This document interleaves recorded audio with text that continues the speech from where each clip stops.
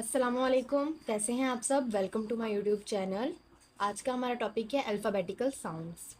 English में सीन और काफ दोनों के लिए सी इस्तेमाल होता है, लेकिन ये पहचान करना ज़रूरी है कि सीन की आवाज़ कहाँ निकलेगी और काफ की आवाज़ कहाँ निकलेगी।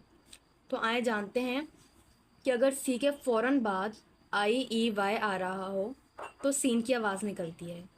यानी अगर सी के फ़ौरन बाद आई ई वाई आ रहा हो तो किसकी आवाज़ निकलेगी? सीन की। जैसे साइकिल, रिसीव।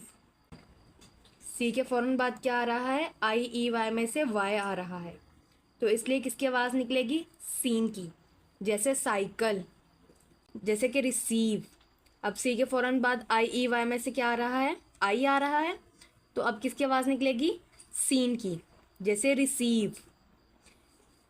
और अगर सी के बाद कोई अदर अल्फ़ाबेट आ रहा हो, यानी आई ई वाई में से ना आ रहा हो, तो किसकी आवाज़ निकलेगी?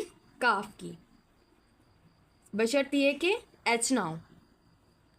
ठीक है, उसका कॉन्सेप्ट मैं आपको आगे जाके क्लियर करवाती हूँ कि सी के बाद अगर कोई दूसरा अल्फ़ाबेट आ रहा है जो आई ई वाई में से नहीं है तो काफ की आवाज़ निकलेगी। जैसे कप, केक। ठीक है, सी के फ़ौरन बाद क्या आ रहा है? यू आ रहा है, जो कि आई ई वाई में से नहीं है, तो किसकी आवाज़ निकल रही है? सी की, काफ। सी काफ की आवाज़ निकाल रहा है। कप, इसी तरह केक। सी के फ़ौरन बाद क्या आ रहा है? ए, जो कि आई ई वाई में से नहीं है, तो सी ने कौन सी आवाज़ निकाली है? काफ की, केक। इस तरह अगर सी के फ़ौरन बाद एच आए तो सी चे की आवाज़ भी निकालता है, काफ की आवाज़ भी निकालता है। किसकी? चे की भी निकालता है और काफ की भी निकालता है। जैसे चाइना। अब सी के फ़ौरन बाद क्या आ रहा था? एच। चाइना, चेंज, चीज़।